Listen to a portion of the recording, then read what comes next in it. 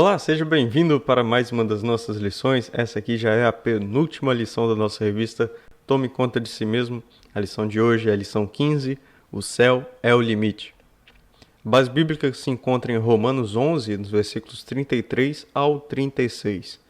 Ó profundidade da riqueza, da sabedoria e do conhecimento de Deus! Quão insondáveis são os seus juízos e inescrutáveis os seus caminhos! Quem conheceu a mente do Senhor? Ou quem foi seu conselheiro? Quem primeiro lhe deu para que ele o recompense? Pois dele, por ele, para ele são todas as coisas. A ele seja a glória para sempre. Amém. Uma relação de companheirismo, conhecimento e amizade exige alguns aspectos muito importantes, sem os quais o relacionamento passa a ser superficial e inconstante. Na Bíblia, há exemplos de grandes amizades que podem ser usados como exemplo para todas as pessoas. Davi e Jonatas, Abraão e Ló, Ruth e Noemi, Jesus, Maria, Marta e Lázaro, Jesus e João, Paulo e Silas, entre tantas outras. Ter amigo verdadeiro é fundamental e imprescindível. O livro de Provérbios, repleto de sabedoria, afirma: o homem que tem muitos amigos sai perdendo, mas há amigos mais chegados do que um irmão. Provérbios 18, 24. Se ter um amigo já é algo sensacional, imagine quando esse amigo é o próprio Deus. Os cristãos têm grande privilégio ao poder andar, conversar, pedir conselhos, priorizar a comunhão e dividir sonhos com o Senhor. Precisamos nos aproveitar com sabedoria e inteligência as oportunidades oferecidas pelo próprio Deus. Os objetivos do crente devem ser amizade plena, conhecimento relacional e intimidade com o Senhor. Para isso, muitas coisas supérfluas e superficiais devem ser abandonadas. Desejos egoístas e pensamentos egocêntricos devem ser deixados para trás. Nesta lição serão estudados Enoque e seu caminhar com Deus, Abraão e sua amizade com o Senhor, e Salomão, que escolheu Deus acima de todos os bens e riquezas. Iremos estudar primeiro Enoque, mas no parágrafo dele temos algumas passagens bíblicas, então iremos ler. A primeira, Gênesis 5, 24. Enoque andou com Deus e já não foi encontrado, pois Deus o havia arrebatado. E outra passagem também sobre Enoque, já em Hebreus 11, nos versículos 5 e 6. Pela fé, Enoque foi arrebatado, de modo que não experimentou a morte. Ele já não foi encontrado porque Deus o havia arrebatado. Pois antes de ser arrebatado, recebeu testemunho de que tinha agradado a Deus. Sem fé, é impossível agradar a Deus, pois quem dele se aproxima precisa crer que ele existe e que recompensa aqueles que o buscam. Note que essa parte que está entre aspas é justamente a passagem de Gênesis, ou seja, o autor a Hebreus pôs em prática a lição da semana passada, que era guardar a palavra. Então, tópico 1, partiu! Há muitos anos viveu um homem chamado Enoque. A Bíblia faz um breve, mas muitíssimo importante relato desse personagem. Em Gênesis 5:24, a informação que se tem de Enoque é que ele andou com Deus. Em Hebreus 11:5, a informação sobre Enoque é que ele agradou a Deus. Poucos versículos, grande testemunho. Um homem que é reconhecido por andar e agradar a Deus. O que isso significa? Tópico 1.1. Andar com Deus. Andar implica em companhia constante e frequente. Se um amigo anda com você, geralmente vocês serão vistos juntos, terão os mesmos gostos e fortalecerão a amizade a cada dia. Há até um provérbio popular que diz: diz-me com quem andas e te direi quem tu és. Andar com alguém é deixar ser influenciado por essa pessoa e cultivar grande amizade. E o tópico 1.2, agradar a Deus. Agradar a alguém significa fazer algo que essa pessoa goste, transmitir satisfação a alguém, dar prazer e felicidade a outra pessoa. Enoque agradou a Deus. Deixou seu pai feliz e satisfeito. Como isso é possível? O que agrada a Deus? Fé, pois sem fé é impossível agradar a Deus, como lemos em Hebreus 11:6. Ter coração cheio de misericórdia, andar em obediência e procurar na Bíblia a vontade do Pai são atitudes que agradam ao Senhor, dentre outras. A Bíblia afirma, em Gênesis 5:24, que nós lemos, que Enoque um dia não foi encontrado mais, pois Deus o buscou. Ele não experimentou a morte, mas passou a viver a comunhão plena da presença do Pai. Então, um mega pensamento. As suas ações, comportamentos e a própria essência demonstram que você anda com Deus? Tópico 2. Meu amigãozão. Não existe nada melhor do que ser amigo de Deus. Quem poderia cantar essa música ou fazer essa afirmação? Abraão poderia fazer isso, pois é chamado pela própria Bíblia de amigo de Deus. Temos duas passagens que falam que Abraão é amigo de Deus. Iremos ler. A primeira, Isaías 41:8. Você, porém, ó Israel, meu servo Jacó, a quem escolhi vocês, descendentes de Abraão, meu amigo. E a outra passagem, Tiago 2:23. Cumpriu-se assim a escritura que diz: Abraão creu em Deus, e isso lhe foi acreditado como justiça, e ele foi chamado amigo de Deus. Já no parágrafo teremos uma passagem de Gênesis 22, do 1 ao 19, que fala de Abraão levando seu filho Isaque para ser sacrificado. Passado algum tempo, Deus pôs Abraão à prova, dizendo-lhe: Abraão, ele respondeu: Eis-me aqui. Então disse Deus: Tome seu filho, seu único filho Isaque, a quem você ama, e vá para a região de Moriá. Sacrifique-o ali como holocausto num dos montes que lhe indicarei. Na manhã seguinte, Abraão levantou-se e preparou o seu jumento. Levou consigo 2 de seus servos e Isaque seu filho. Depois de cortar lenha para o holocausto, partiu em direção ao lugar que Deus lhe havia indicado. No terceiro dia de viagem, Abraão olhou e viu o lugar ao longe. Disse ele a seus servos: Fiquem aqui com o jumento, enquanto eu e o rapaz vamos até lá. Depois de adorarmos, voltaremos. Abraão pegou a lenha para o holocausto e a colocou nos ombros de seu filho Isaque. E ele mesmo levou as brasas para o fogo e a faca. E caminhando os dois juntos, Isaque disse a seu pai Abraão: Meu pai. Sim, meu filho, respondeu Abraão. Isaque perguntou: As brasas e a lenha estão aqui, mas onde está o cordeiro para o holocausto?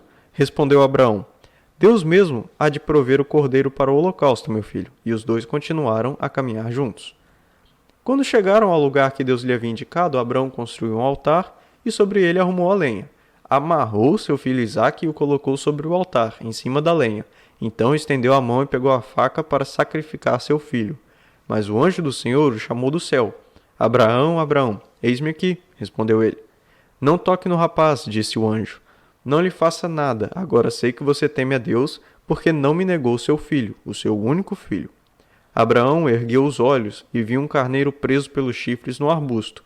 Foi lá, pegou-o e sacrificou-o como holocausto em lugar de seu filho. Abraão deu àquele lugar o nome de O Senhor proverá. Por isso até hoje se diz: No monte do Senhor se proverá.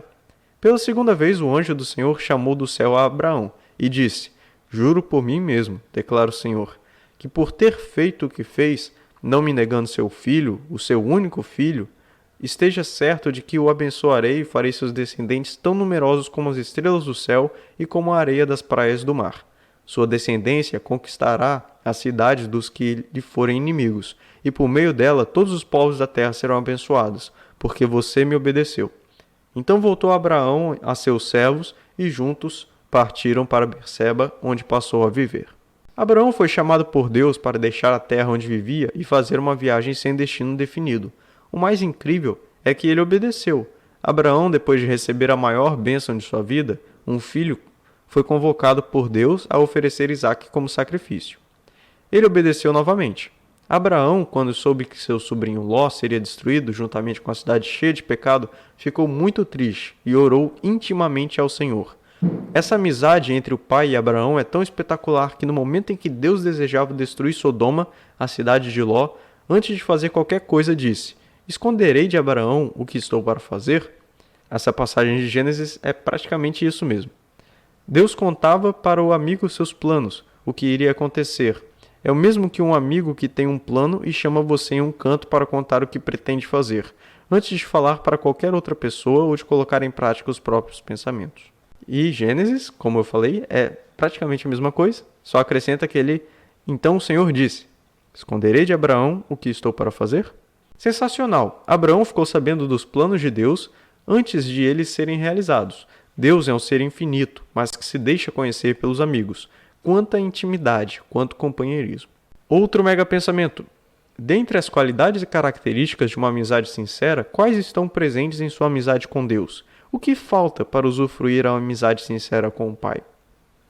Tópico 3. Eu te quero mais do que dinheiro. Imagine a situação. Certo dia, à noite, em sonho, Deus aparece para você e pergunta: Peça o que quiser, e eu darei. Passariam centenas de pedidos na sua cabeça, não é verdade? Exatamente assim aconteceu com Salomão, filho de Davi e rei de Israel. Em uma noite, teve uma visão em sonho que o possibilitou escolher o que quisesse. Entre tantos pedidos particulares e interessantes a um homem ou a um rei, ele pediu sabedoria. Isso mesmo, sabedoria para governar e distinguir entre o bem e o mal. Então a passagem de Salomão, que se encontra em 1 Reis, capítulo 3, dos versículos 3 ao 15. Salomão amava o Senhor, pois andava de acordo com os decretos do seu pai Davi. Todavia oferecia sacrifícios e queimava incenso no lugares sagrados. O rei Salomão foi a Gibeon para oferecer sacrifícios, pois ali ficava o principal lugar sagrado, e ofereceu naquele altar 1000 holocaustos. Em Gibeon, o Senhor apareceu a Salomão num sonho à noite e lhe disse: Peça-me o que quiser e eu lhe darei. Salomão respondeu: Tu foste muito bondoso para com teu servo, o meu pai Davi, pois ele foi fiel a ti e foi justo e reto de coração. Tu sustentaste grande bondade para com ele e lhe deste um filho que hoje se assenta no seu trono. Agora, Senhor meu Deus, fizeste o teu servo reinar em lugar de meu pai Davi, mas eu não passo de um jovem e não sei o que fazer. Teu servo está aqui entre o povo que escolheste, um povo tão grande que nem se pode contar. Dá, pois, ao teu servo um coração cheio de discernimento, para governar o teu povo e capaz de distinguir entre o bem e o mal. Pois quem pode governar este teu grande povo? O pedido que Salomão fez agradou ao Senhor. Por isso, Deus lhe disse: Já que você pediu isto, e não uma vida longa nem riqueza, nem pediu a morte dos seus inimigos, mas discernimento para ministrar a justiça, farei o que você pediu. Eu lhe darei um coração sábio e capaz de discernir, de modo que nunca houve nem haverá ninguém como você. Também lhe darei o que você não pediu, riquezas e fama, de forma que não haverá rei igual a você durante a sua vida. E se você andar nos meus caminhos e obedecer aos meus decretos e aos meus mandamentos, como seu pai Davi, eu prolongarei a sua vida. Então Salomão acordou e percebeu que tinha sido um sonho. Depois voltou a Jerusalém, pôs-se perante a arca da aliança do Senhor, sacrificou holocaustos e apresentou oferta de comunhão. Então deu um banquete para toda a sua corte. Deus ficou extremamente feliz com a atitude de Salomão. No lugar da morte dos inimigos, de vida longa ou muitas riquezas, ele pediu discernimento para ministrar justiça. Por causa da atitude do rei, o Senhor deu a ele a sabedoria desejada e mais tudo o que não pediu, e ainda prometeu que, se andasse nos caminhos divinos, teria a vida prolongada. De fato, Salomão desejou servir a Deus com excelência, conforme sua justiça e em prol do seu povo, mais do que dinheiro ou riqueza. Isso que é a escolha. Abrir mão de coisas superficiais ou importantes aos nossos olhos pode ser uma boa opção para quem quer ter relacionamento mais próximo com Deus. Deve ser desejo de todo crente conhecer a Deus e valorizar esse conhecimento e essa amizade, mais do que qualquer coisa, por mais valiosa que possa parecer. Mega decisão.